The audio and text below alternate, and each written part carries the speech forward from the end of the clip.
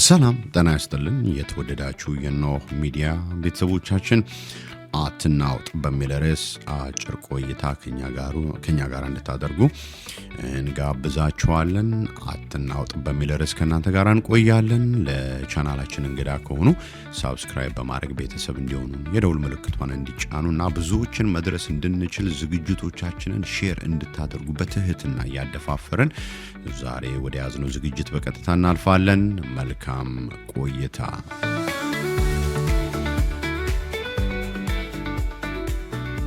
አትናወጥ አስቴር ምዕራፍ 5 ቁጥር 9 ላይ ሲናገር በዚያም ቀን ሃማ ደስ ብሎት በልቡም ተደስቶ ወጣ።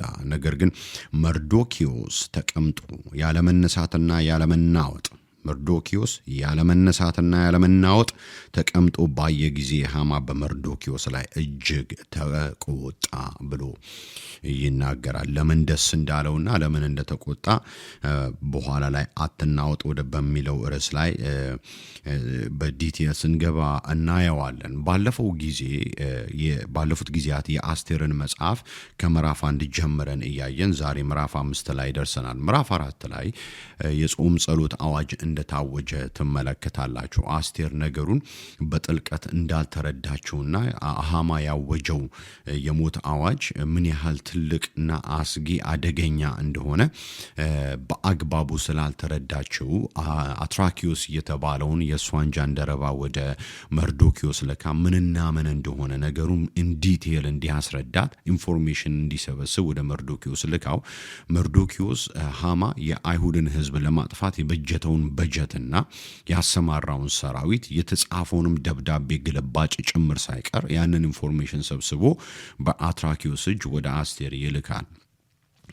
ያው አስቴርም ወደ ንጉሱ መግባት እንዳለባት መርዶክዮስ አያይዞ ነግሮት ስለነበረ አስቴር እሱ ትንሽ በጣም አሳስቧት ነበር። እንዴት ነው በንጉሱ ፊት ሕግን ሽሬ ያለ ሳልጠራ እንዴት ነው መገባው? ሰው እኮ ሳይጠራ ወደ ንጉሱ ከገባ ንጉሱ የወርቁን ዘንግ ካልዘረጋለት እና ጫፉን ካልነካ እኮ ይገደላል ያ ሰው። እንዴት አድርጌ ነው መገባው ብላ ስታመነታ ስትፈራ መርዶክዮስ እንዴ አንደኛ ለዚህ ቀን ቢሆን ማን ያውቃል እግዚአብሔር እዛ ቦታ ላይ ያስቀመጠሽ፣ ሁለተኛ ግን አንቺ እኔ በንጉስ ቤት ነው የምኖረው ይሄ ነገር እኔን አይመለከተኝም ብለሽ ቸልብቲ መዳን በሌላ መንገድ ለአይሁድ እንደሚመጣ እናውቃለን። አንቺና የአባትሽ ቤቶች ግን ትጠፋላችሁ ብሎ ሲናገራት አስቴር ያ ነገር ሪሊ እንድታስተውልና እንድታስብ እንዳደረጋት ከዛም በኋላ በጠፋም እጠፋለሁ ያለ ሕግም ቢሆን ምንም እንኳን ያለ ሕግ ቢሆን ወደ ንጉሱ ገባለሁ በጠፋም እጠፋለሁ። እናንተ ማድረግ ያለባችሁ በሱሳ ያሉትን አይሁዶች ሰብስቡና ልክ እኛ እንደምናረገው እኔና ደንገጥሮቼ እንደምናረገው ለ3 ቀን በጾም በጸሎት ቆዩ ብላ ለመርዶክዮስ ትነግረዋለች። መርዶክዮስም ልክ አስቴር እንዳዘዘችው በሱሳ ያሉትን አይሁዶች ሰብስቦ በጾምና በጸሎት ይቆያል ማለት ነው። ምዕራፍ 5 ላይ የጾም ጸሎቱ ካለቀ በኋላ አሁን ከጾም ጸሎት ሲወጣ አስቴር ቀጥታ አሁን ንጉሱን ፌስ የምታረግበት የተሰጣትን አይሁድን የማዳን ፕሮጀክት መፈጸም የምትጀምርበትን ነገር ትጀምራለች ማለት ነው። ወደዛ ስራ ነው የምትገባው። ከጾም ጸሎት ስትወጣ አንደኛ ብዙ ነገሯን የተቀየረው የተቀበለችውም ነገር አለ። ምዕራፍ 5 ላይ በሶስተኛውም ቀን አስቴር ልብሰ መንግስቷን ለብሳ በንጉሱ ቤት ትይዩ በንጉሱ ቤት በውስጠኛው ወለል ቆመች። ንጉሱም በቤቱ መግቢያ ትይዩ በቤተ መንግስቱ ውስጥ በንጉሱ ዙፋን ላይ ተቀምጦ ነበር። ንጉሱም ንግስቲቱ አስቴርም በወሉ ላይ ቆማ ባየ ጊዜ በዓይኑ ሞገስን አገኘች። ንጉሱም በእጁ የነበረውን የወርቁን ዘንግ ለአስቴር ዘረጋላት። አስቴርም ቀርባ የዘንጉን ጫፍ ነካች ይላል። አንደኛ ምንድነው ለብሳ የገባችው ብላችሁ ስትመለከቱ አስቴር ልብሰ መንግስቷን ለብሳ በንጉሱ ቤት ትይዩ በንጉሱ ቤት በውስጠኛው ወለል ቆመች ይላል። በጾም ጸሎት ጊዜ የሚለበሰው ማቅ ነው። ሐዘንን፣ ፍርሃትን፣ ስብራትን የሚገልጥ ልብስ ነው። ውበት የለውም። በቃ እንደ ብቱቱ አይነት ነገር ነው። ይሄ በጾምና በጸሎት ጊዜ ብዙ ጊዜ አይሁዶች የሚያደርጉት ልምምዳቸው ነው። አሁን ጾም ጸሎቱ አልቋል። ከእግዚአብሔር ዘንድ የተቀበለችው ድፍረት አለ። ከእግዚአብሔር ዘንድ የተቀበለችው አሁን የልበ ሙሉነት አለ፣ እምነት አለ። አሁን በዛ ውስጥ ሆና ልክ በቃ ነገሮች እንዳለቁ ቀጥታውን ወደ ውጊያው ወደ አይሁድን ወደ ማዳን ፕሮጀክት ውስጥ ቀጥታ ዘው ብላ የምትገባበት ስለሆነ ይሄ አገባቡ ጥበብ ስልት እየተሞላበት ነው። ዊዝደምን ተቀበላለች በዛ በጾም ጸሎት ጊዜ። የመጀመሪያው ነገር ምንድነው? የማቅ ልብስ ተለብሶ የጸሎት ልብስ ይሄ የማቅ ይሄ ቡቱቶ ተለብሶ ቤተ መንግስት ተገብቶ አይለመንም። ያንንም ልብስ መልበስ አይፈቀድም በንጉሱ ፊት። ስለዚህ ክልክል ነው። አሁን አስቴር ያደረገችው ሌላ ኖርማልም ልብስ አይደለም። ሳትጠራም ብዙ ጊዜ ደህና ልብስ የልዕልት ስለሆነች በጣም ያማሩ ልብሶችን ነው ከውጭ ሀገር የመጡ ከሌላ ቦታ በስጦታ መልክ የመጣላትን የሚያማምሩ ልብሶች ነው የምትለብሰው። ከዛም የበለጠ ነገር ነው አሁን የለበሰችው። አሁን የለበሰችው ልብስ ምንድነው? ልብሰ መንግስቷን ይላል። የእንግሊዘኛው ሮያል ክሎቲንግ ማለት ነው። የመንግስት ልብስ። ይሄ የሚያሳየው ምንድነው? በኦቶሪቲ ነው አስቴር የተገለጠችው። አሁን የምትመጣው ባዶዋን ሳይሆን በስልጣን ነው የምትመጣው። እኔ ንግስት አስቴር ነኝ እያለችው ነው። እኔ የፐርሺያን ኤምፓየር ንግስት ነኝ ብላ ነው የምትመጣው። ስልጣን አላት። የተሰጣት እንደ ንግስናዋ እንደ ሚስትነቷ በእጇ የተሰጣ ስልጣን አለ። ሁለተኛ ደግሞ የሚገርመው ነገር በጾም ጸሎት ውስጥ ቆይታ ይህን ንጉሱን ለመጋፈጥ አዋጁን ለመገልበጥ በምትወጣበት ጊዜ በላይዋ ላይ ምን ነበረ ይላል? ሞገስ ነበረ። በንጉሱም አይን ሞገስን አገኘች ይላል። ውበት ብቻ አይደለም፣ እንዲሁ ጥሩ ልብስ ስለለበሰችና በጣም በተፈጥሯም የምታምር ልጅ ስለነበረችም አይደለም። በተጨማሪ ነው እሱ። በዋናነት ግን የሚገርመው እግዚአብሔር የማይካድ ማንም ሪፊውዝ የማያደርገው አልቀበልም አልሰማም የማይለውን ሞገስ በዛ የጾም ጸሎት ጊዜ ውስጥ በአስቴር ላይ አስቀምጧል። ምክንያቱም አሁን አስቴር የምትጋፈጠው ነገር ሞትን ነው የምትጋፈጠው። ልትከለክል ያለው ልትገለብጥ ያለው የሰይጣንን አጀንዳ፣ ይሄንን ጄኖሳይድ ህዝብ የማጥፋት አንድን ህዝብ የመደምሰስ አጀንዳ ያንን ለመገልበጥ የምትነሳ ሴት ናት። ስለዚህ እግዚአብሔር መለኮታዊ የሆነ ሞገስን በሷ ላይ ስላስቀመጠ ንጉሱ ራሱ እንኳን ያንን ሞገስ ሬዚስት ሊያደርገው አልቻለም። ወገኖቼ ወይ መንፈሳዊ ውጊያን በምንዋጋበት ጊዜ በእግዚአብሔር ፊት በጸሎት ቆይተን በእግዚአብሔር ፊት በጾም ቆይተን መንፈሳዊ ውጊያን ለመዋጋት ስንነሳ ዋናውን የጠላትን አጀንዳ ለመገለበጥ ብድግ በምንልበት ጊዜ የምንቀበላቸው በእኛ ላይ የሚሰለጥኑ ነገሮች አሉ። የመጀመሪያው ነገር እግዚአብሔር ምንድነው የሚያደርገን? ሞገስን ነው። በቃ በሞገስ ነው የሚሞላን፣ በሞገስ ነው የሚያጠለቀልቀን እግዚአብሔር። ምክንያቱም ተቀባይነት እንዲኖረን ማለት ተሰሚነት እንዲኖረን። መንፈሳዊ ውጊያ እንዲሁ ዝም ብሎ መራኮት አይደለም። ውደቃት ውደቅ የሚል መጫጫ ሳይሆን በጣም ብዙ ነገር በውስጡ የሚያካትት ሂደት ነው። ስለዚህ እግዚአብሔር ጾማችሁ ጸልያችሁ በፊቱ በአንድ ነገር ላይ ከፍተኛ ጸሎት አውጃችሁ ስትወጡ የሚያደርገው ነገር ምንድነው?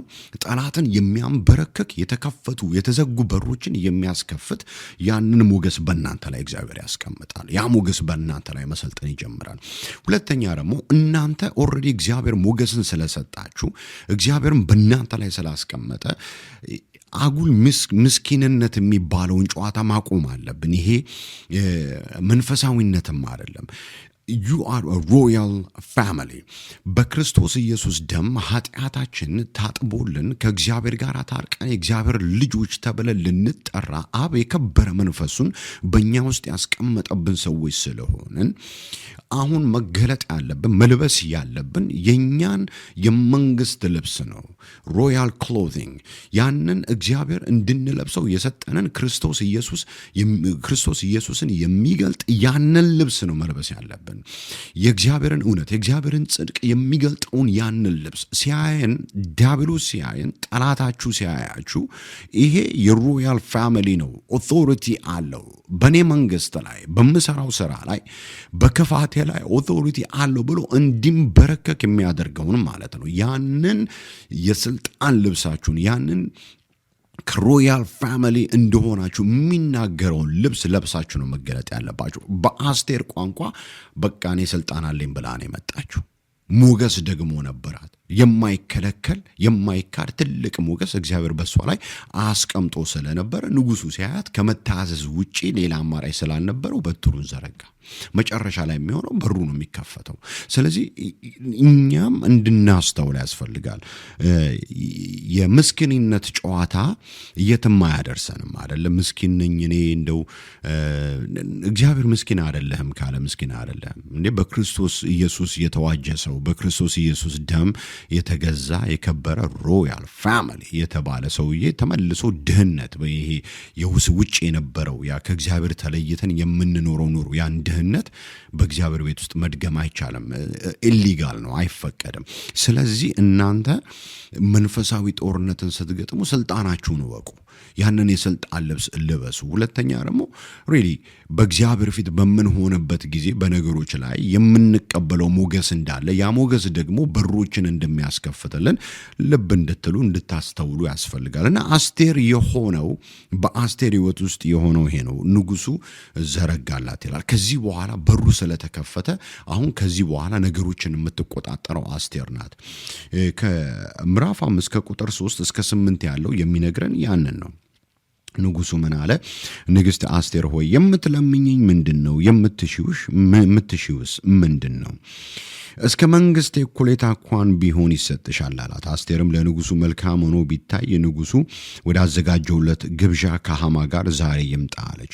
ንጉሱም አስቴር እንዳለችው ይደረግ ዘንድ ሐማን አስቸኮሉት። ንጉሱና ሐማ አስቴር ወዳዘጋጀችው ግብዣ መጡ። ንጉሱም በወይኑ ጠጅ ግብዣ ሳለ አስቴርን የምትሽው ምንድነው? ይሰጥሻል። ልመናሽ ምንድነው? እስከ መንግስቴ እኩሌታ እንኳን ቢሆን ይደረግልሻል አላት። አስቴርም መልሳ ልመናዬ የምሻው ነገር ይህ ነው፣ በንጉሱ ዘንድ ሞገስ አግኝቼ እንደሆነ ልመናዬ ይፈጸም ዘንድና የምሻውን ያደርግ ዘንድ ንጉስ ደስ ቢያሰኘው ንጉሱና ሐማ ወዳዘጋጀውላቸው ግብዣ ይምጡ፣ እንደ ንጉሱም ነገር ነገ አደርጋለሁ ብላ አስቴር ተመለሰ። የሚገርም ነው። እኔ እስከ መንግስቴ እኩሌታ አሰጥሻለሁ የፈለግሽውን ነገር ጠይቅኝ ስትባል አንድ ሴት ተሯሩጠን ብዙ ጊዜ በጣም ብዙ ነገር ልንጠይቅ እንችላለን።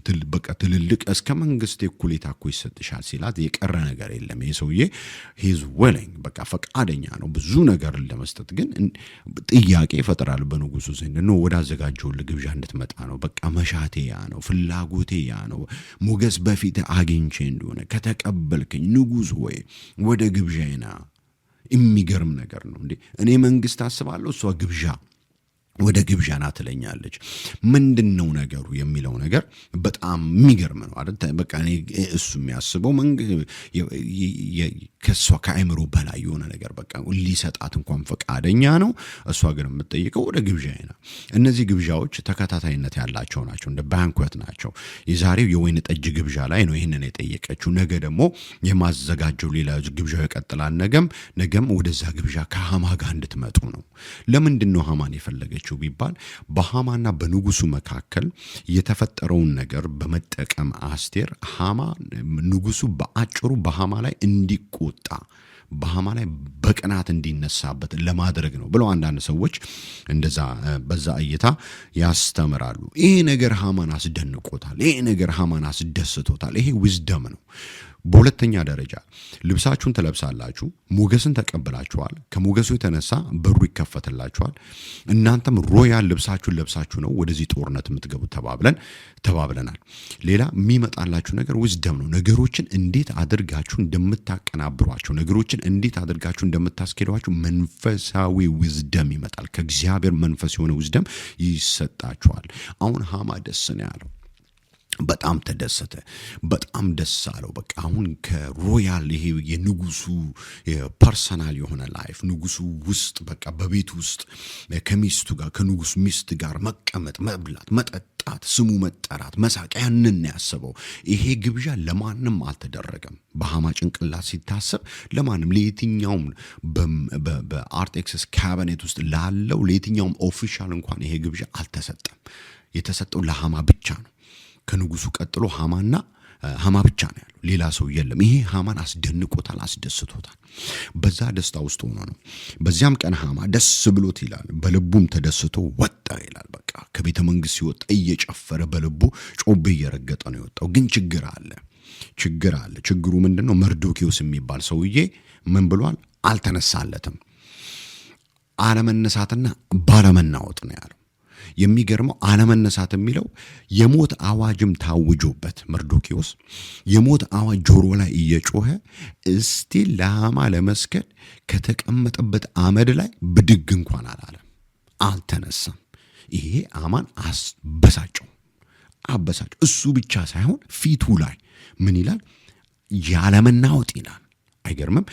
ያለመናወጥ ማለት ትራምብሊንግ ማለት ነው። ያለምንም መንቀጥቀጥ፣ ያለምንም መናወጥ ፊቱ ላይ የሚነበብ የመጨነቅ ይሄ የመናወጥ የመናጋት የመብረክረክ ነገር አላየበትም። ሃማ አልተነሳለትም፣ አልሰገደለትም፣ ምንም ያደረገው ነገር ብድግም አላለም። ሲያየውም ነውጥ የለም። ምንድነው መርዶኪዮስን እንዲህ ደፋር ያደረገው?